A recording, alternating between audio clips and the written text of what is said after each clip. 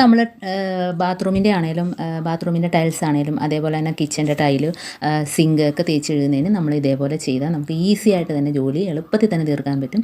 അപ്പോൾ നമ്മൾ കുപ്പിയുടെ ആ മുകൾ ഭാഗം മുറിച്ചെടുക്കുക. എന്നിട്ട് ഇതേപോലെ നല്ല കട്ടിയുള്ള നൂലെടുത്താൽ മതി. നൂലോ എന്താണേലും മതി, നമുക്ക് പെട്ടെന്ന് തന്നെ കോർത്തെടുക്കാൻ പറ്റും. എന്നിട്ട് നമ്മൾ ഇതേപോലെ ഒന്ന് കോർത്തെടുത്തതിന് ശേഷം കുപ്പിയുടെ മൂടിക്കകത്തൂടെ നമുക്ക് ആ വള്ളി രണ്ടും കൂടെ ചേർത്തിങ്ങ് എടുക്കാം. അപ്പോൾ ഇതേപോലെ ആക്കിയിട്ട് നമുക്കതിനകത്തോട്ട് കോർത്തിങ്ങെടുക്കാം. അപ്പോൾ മൂടിക്കകത്ത് പ്രത്യേകിച്ച് ഹോളൊന്നും തന്നെ ഇടണ്ട, നമുക്കതിൻ്റെ മൂടി ഇട്ട് കൊടുക്കാം. എന്നിട്ട് അപ്പോൾ അതൊരു വള്ളിയായിട്ട് തന്നെ കിടക്കുകയും ചെയ്യും. നമുക്ക് തേച്ചെല്ലാം കഴിയുമ്പോഴത്തേനും അതിനകത്ത് സോപ്പും വെള്ളം എല്ലാം പോയി കിടക്കും. അവിടെ ആ കിച്ചൻ്റെ ടാപ്പിനകത്തോ അതല്ല എങ്കിൽ നമുക്കൊരു ആണി പിടിപ്പിച്ച് അതിനകത്ത് തൂക്കിയിട്ടാൽ മതി. അപ്പോൾ അതിൻ്റെ വെള്ളവും സോപ്പും എല്ലാം പോയി കിടക്കുകയും ചെയ്യും. അപ്പോൾ നല്ല ഒരു ടിപ്പാണിത്. അപ്പോൾ ഇങ്ങനെ എല്ലാവരും ചെയ്ത് നോക്കുക. അപ്പോൾ ഞാൻ അതുകൊണ്ട് ടൈലൊക്കെ തേച്ചെടി കാണിച്ചു തരാം. വളരെ ഈസി ആയിട്ട് നമുക്ക് പെട്ടെന്ന് തന്നെ എല്ലാ ജോലിയും ഒതുക്കാൻ പറ്റും. അപ്പോൾ നമ്മുടെ കയ്യിൽ ചിലവർക്ക് അലർജി കാണും, സോപ്പ് കയ്യിൽ കൊള്ളുമ്പോഴും അതേപോലെ തന്നെ ഈ സ്ക്രബ്ബർ പിടിക്കുമ്പോഴത്തേനൊക്കെ അലർജി ഉള്ളവർക്കൊക്കെ ഇത് വളരെ ഉപകാരപ്പെടും. കാരണം നമുക്ക് ആ മുടി പിടിച്ച് തന്നെ വളരെ ഈസി ആയിട്ട് ഇതേപോലെ ഒന്ന് തേച്ചെടി ഇറക്കാൻ പറ്റും.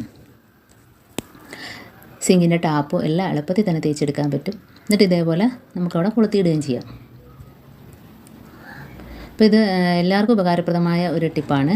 കാരണം നമുക്ക് സാധാരണ നമ്മൾ തേച്ച് ഒരച്ചിങ്ങനെ വെച്ചുകൊണ്ടിരിക്കുന്ന സമയം കൊണ്ട് ഇതുകൊണ്ട് നമുക്ക് പെട്ടെന്ന് തന്നെ നമുക്ക് ജോലി എടുക്കാനും പറ്റും. നല്ല വെളുത്ത് തന്നെ നല്ല ക്ലീനായിട്ട് കിട്ടുകയും ചെയ്യും. ഇനിയിപ്പോൾ ഇത് വെച്ച് ഞാൻ ബാത്റൂമിൻ്റെ ടൈലും കൂടെ കഴുകുന്ന കാണിച്ചു തരാം. അപ്പോൾ അതിനകത്തോട്ട് നമുക്ക് ഈ സ്ക്രബ്ബറിനകത്തോട്ട് നമുക്ക് കുറച്ച് സോപ്പ് പൊടി ഇട്ട് കൊടുത്താൽ മതി. അപ്പോൾ വളരെ എളുപ്പത്തിൽ തന്നെ നമുക്ക് ഇതേപോലെ ചെയ്തതിന് ശേഷം കൊളുത്തിയിട്ട് ആ വെള്ളവും സോപ്പും എല്ലാം പോയി കിടക്കും. അപ്പോൾ ആ സ്ക്രബ്ബറിനകത്തോട്ട് കുറച്ച് തണ്ട് സോപ്പ് പൊടി ഇട്ട് കൊടുത്തിട്ട് കുറച്ച് വെള്ളം ഒഴിക്കുക. അപ്പോൾ നമുക്ക് ആ ബാത്റൂമിൻ്റെ ടൈല് ഫുള്ളും അത്രയും സോപ്പ് പൊടി കൊണ്ട് തേച്ചെഴുതി എടുക്കാൻ പറ്റും. കണ്ടോ? അപ്പോൾ വളരെ ഈസി ആയിട്ട് അതിൻ്റെ ടാപ്പും എല്ലാം നല്ല ക്ലീനായിട്ട് തന്നെ കിട്ടുകയും ചെയ്യും.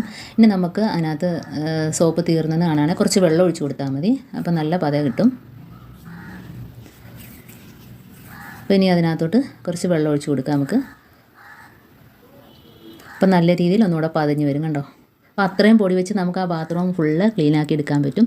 അതുമല്ല വളരെ ഈസി ആയിട്ട് തന്നെ നമുക്ക് ബാത്റൂമിൻ്റെ ടൈലൊക്കെ കഴുകിയെടുക്കാനും പറ്റും. പെട്ടെന്ന് തന്നെ നമുക്ക് ജോലി ഒതുക്കാം. അപ്പോൾ അതുകൊണ്ട് ഞാൻ ഫുള്ള് തേച്ച് കഴുകി കഴിഞ്ഞു. കണ്ടോ? നല്ല ക്ലീനായിട്ട് കിട്ടിയിട്ടുണ്ട്.